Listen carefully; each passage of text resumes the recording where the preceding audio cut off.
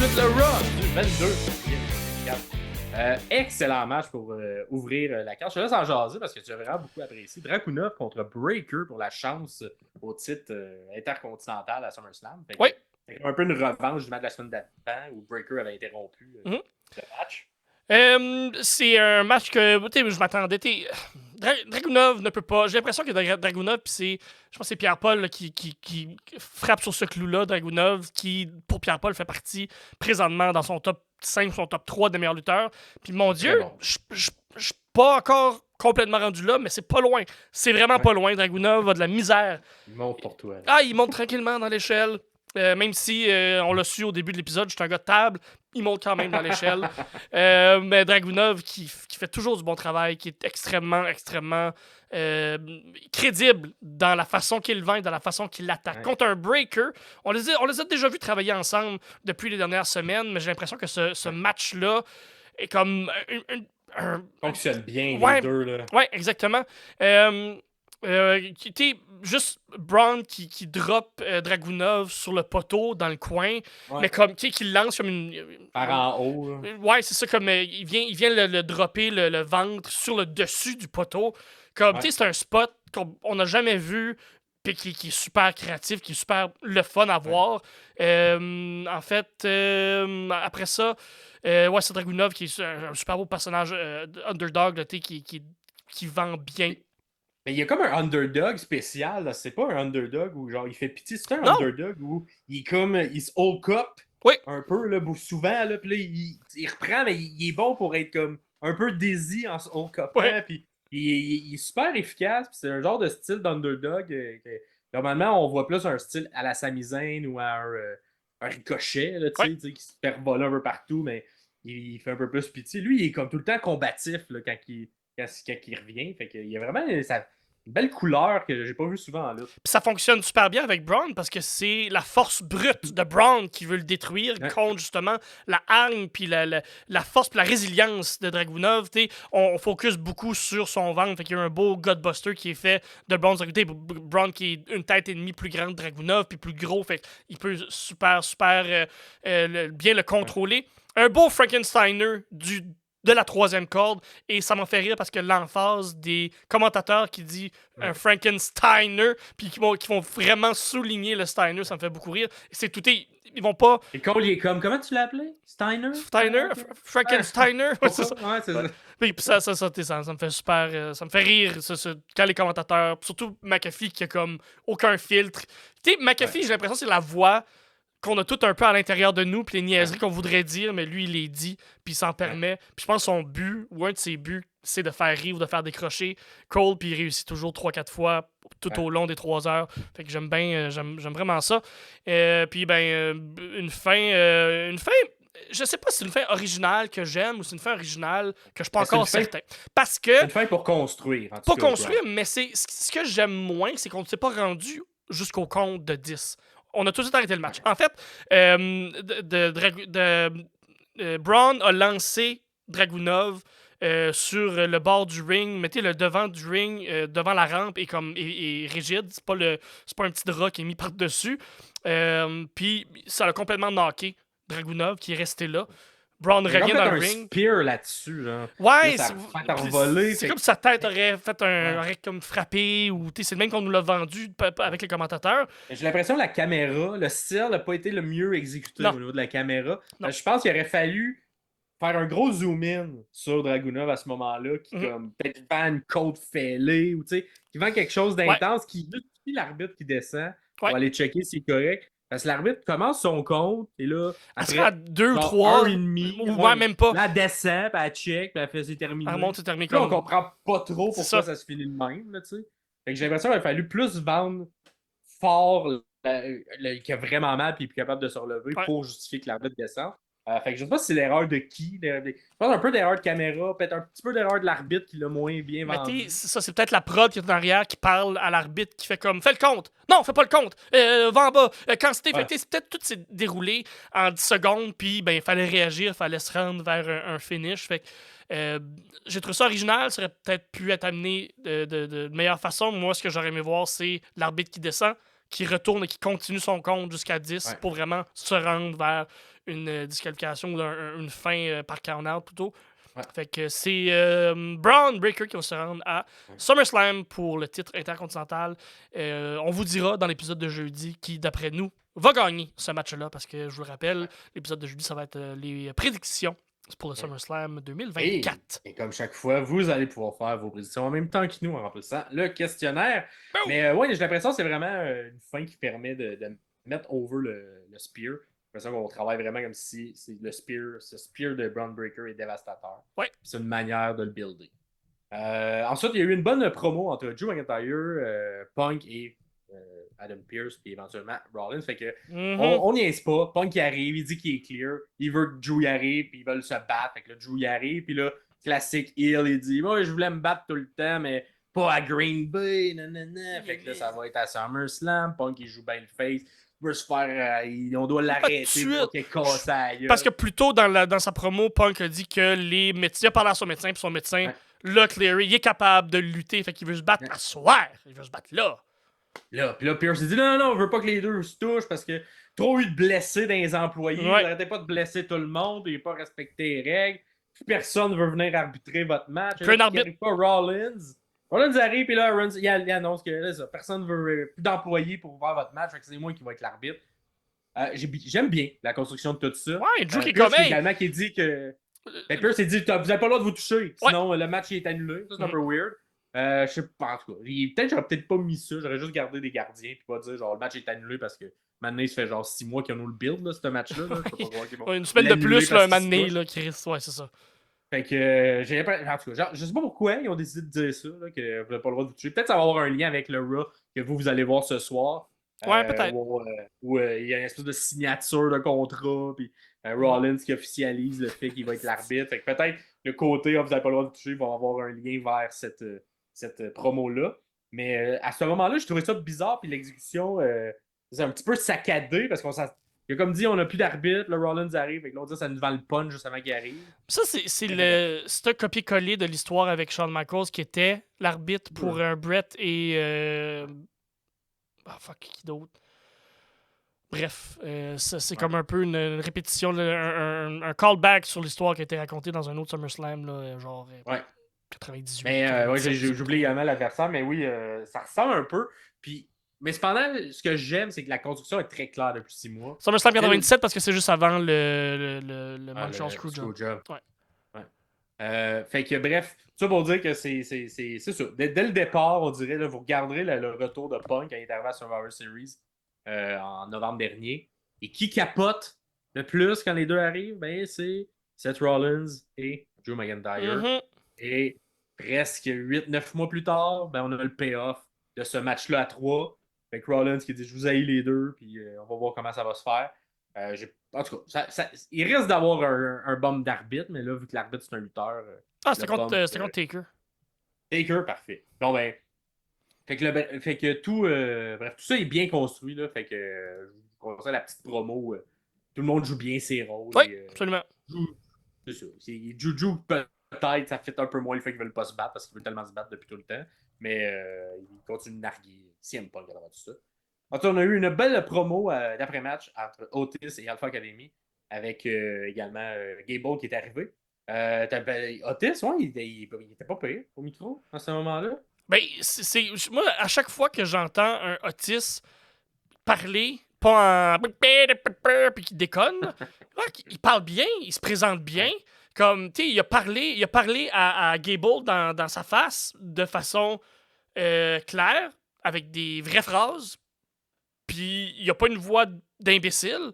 Je pense qu'on devrait continuer dans cette track-là avec Otis. C'était pas une grosse promo, mais c'est une super belle promo qui faisait tout du sens puis qui était très le fun à voir. C'est un 5-6 phrases super crédible. Fait que moi, j'ai vraiment, vraiment, vraiment aimé ça. Ouais, puis là, après, on tente d'aller s'en prendre la nouvelle Alpha Academy avec l'ancienne.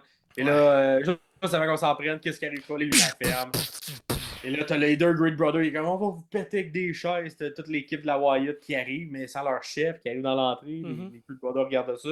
Et là, on regarde dans le ring. Gable est dans le ring. Et qu'est-ce qui se passe pas en arrière de lui? T'as Uncle Aldi avec son outfit d'après moi, comment il va être quand il va se battre. Ouais. J'avais hâte de le voir. Ça. Fait que là, il se bat pas de chapeau.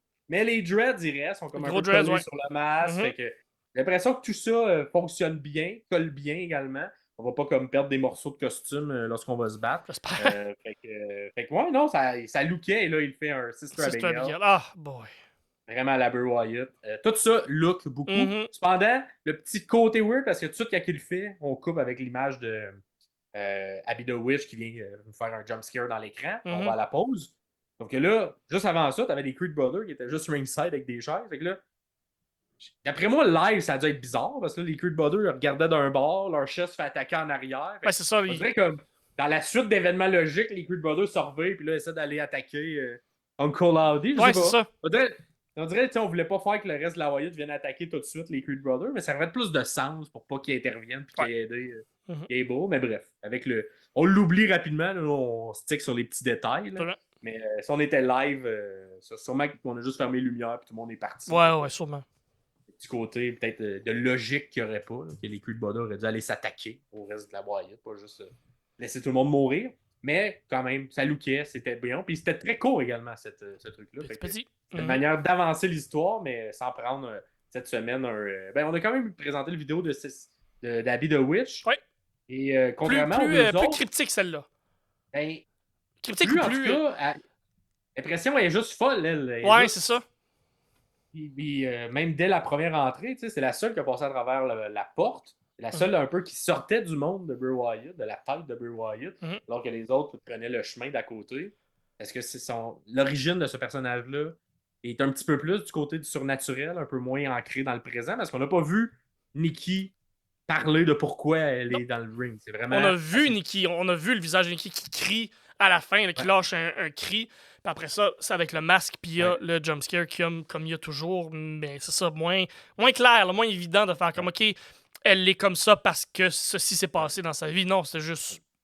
Mais ça. moi, de ce que je comprends, c'est que ce personnage-là, il est possédé plus clairement que les autres. Les autres, c'est peut-être plus un choix. Moi, c'est comme ça que je l'interprète. Ouais. Elle, j'ai l'impression qu'elle a juste accepté qu'un démon rentre en elle. Puis c'est pour ça qu'elle n'a pas tant de purpose comme les autres en ont eu. Beau ici que Eric Rowan. On va voir si dans les 2 prochaines semaines, on aura les 2 autres histoires. Fait quoi? Ça ressemble à ça. Puis seulement notre promo qui est entre Rhea, Dom et Liv. Fait qu'évidemment, on construit encore l'histoire de la semaine dernière. Fait que plutôt un peu, t'avais Dom en coulisses qui était un peu jaloux de Jey Uso, fait qu'on rappelait ça. Il en pense à Rhea rit un peu. Encore backstage un peu plus tard, la Judgment Day cherche Jey Uso pour lui casser la gueule. Puis Ray prend sa défense. Fait comme, non, ça n'a pas rapport, touchez-y pas. Non, faites pas ça. Fait que là, pendant qu'il le cherche, là, Finn, il laisse Dom 10 secondes, puis dans ce 10 secondes-là, Liv vient le voir, et elle lui dit « Ah, le plan fonctionne », puis le Dom, il est pas content de l'avoir, il dit « Va-t'en, nanana. » Bref, tout ça. Ensuite, on revient dans le quartier général du Judgment Day. Rhea qui apprend par Kalisto de manière très Kalisto. Ah, oui. Là, genre, il a croisé Liv. Il a croisé Liv. Puis là, Rhea est fâché. Pogne par l'oreille. Dominique, viens-t'en. Tu vas venir t'expliquer dans le ring. ring. Tout de suite. On arrive dans le ring. Tout ça, c'est quand même bien raconté à travers le Raw. Et là, tout le monde jouait très bien son rôle là, pendant cette. Bon, Dom, il est piteux, mais là, il est piteux, mais il est comme. Je veux m'expliquer, laisse-moi parler, arrête d'être fâché contre moi, puis laisse-moi parler. Pendant ce temps-là, Liv arrive, fait sa Liv encore. Espèce je sais pas. Genre de fille populaire, cute, belle, qui est comme. Les gars comme Dominique, ça sort pas que des filles qui te regardent, qui look comme toi, ça sort que des filles qui look comme moi. Puis là, tout ça, là, je la regarde avec ma blonde, moi, la lutte, là. Fait que j'ai l'impression que c'est. En tout cas, ma blonde elle la détestait, Liv Morgan, J'ai l'impression que, tu sais, en tout cas, d'un regard d'homme, on regarde plus ça de manière en surface, mais ça venait chercher vraiment quelque chose en dedans. J'ai ma blonde qui était comme la tabarnak de Naï, qui joue de même. Et finalement, ben, Dom, il dit, gars, je vais m'expliquer. Il se met à sortir toute sa haine qu'il a envers Liv Morgan, en espagnol, tout ça. Et là, il insulte Liv. Et là, on a une magnifique réalisation. On a le split screen qui arrive avec Dom et Rhea d'un côté et Liv qui accueille cette colère-là, se met à fondre en larmes, quitte. Super bien exécuté. Vraiment. J'ai hâte de voir ça s'en va vers où. Là, clairement, on veut établir que Dom il est vraiment du côté de Rhea. Est-ce que tout ça n'est que ruse? Est-ce que non, tout ça... c'est ça. J'ai un petit 30 secondes de fantasy booking. On vient de tourner Liv un peu face parce qu'elle a pleuré. On commence à avoir de l'empathie pour elle, de la compassion pour elle. On fait comme, oh non, pauvre elle. Les deux autres qui ont commencé à la bullier, puis elle l'aimait, puis finalement, on la place dans une position de face. Dom, on le place directement avec Rhea. C'est Rhea qui est sa mamie. Fait que tout est clair, tout est placé. Ça va être comme ça. On va installer ça pour le match et il va y avoir une trahison de la part de Dom. Donc, Liv avait raison depuis le début. Le plan fonctionne. Et ça, c'est pour aller chercher encore plus de heat et pour assurer que Rhea soit la plus grosse fucking babyface qu'il n'y a pas dans la compagnie. Fait que, est-ce que ça veut dire que Rhea ne gagnera pas la ceinture à SummerSlam? Je pense que c'est ce que ça veut dire, parce qu'il va y avoir une trahison. Et on va chasser la ceinture comme babyface de la part de Rhea. J'adore ça. Si c'est vers ça qu'on s'en va, ça peut fonctionner et ça devrait fonctionner. L'exécution de tout ça va être extraordinaire. Super bien fait. Puis comment qu'ils l'amènent également les dernières semaines? C'est un sans faute depuis le début. Ils peuvent plus l'échapper. Ils peuvent pas l'échapper. C'est très bon. Tout le monde joue bien. Puis même, tu sais, les petits détails après. Fait qu'une fois que Dom finit ça, là, il sort du ring avec Dom. Puis là, tu sais, Rhea dit quelque chose dans l'oreille de genre, on vous laisse interpréter ce qu'elle moi, c'est dit. ça. Et elle lui louche la face. Et là, sort du ring. Et là, ce coup-là, Dom lui tient la corde. Parce que la semaine dernière, si vous l'avez remarqué, Rhea, elle voulait pas que Dom il tienne la corde. Elle est comme, je suis une femme indépendante, capable de prendre ma corde. Et là, ce coup-là, ben là, Dom il tient la corde et elle est contente de passer. Des petits détails, mais tu sais, tellement bien exécuté, tellement bien fait. Ouais. Et j'ai l'impression que ce sera très marquant pour les gens qui suivent le produit et que c'est le payoff, en tout cas, de cette histoire-là va rester gravé pour plusieurs années. J'ai l'impression que c'est tellement bien construit. Et j'espère, moi, que ce que tu dis va arriver parce que ça va être incroyable comme hit que Liv ainsi que Dom vont avoir. On espère que ça s'en va vers là. Ça peut également prendre d'autres positions. Peut-être complètement. De manière accidentelle. Il y a d'autres manières que ça peut se faire. Ouais. Mais celle-là où c'est clairement un petit mal Dominique, je trouve que c'est celle qui est la plus payante long terme. Puis on l'aime donc. On aime ça détester Dom. Oui, vraiment. Rajoutons une autre couche de plus pour qu'on le déteste encore plus. Absolument. On l'a fait attaquer son père. Bon, ben, faisons-le attaquer sa blonde in kayfabe. Fait que on va voir, ça va vers où. Fait que dites-nous en commentaire qu'est-ce que vous pensez. Nous, c'est nos prédictions. Fait que on va voir si ça s'en va vers ça. Yep. Ça fait le tour. Ah non, il y a également Judgment Day contre Sami Zayn. Ça, c'est un match plus in-ring. Fait que ça fait temps de regarder du in-ring, pas juste des promos. Oui. Et ce match-là est très bon également.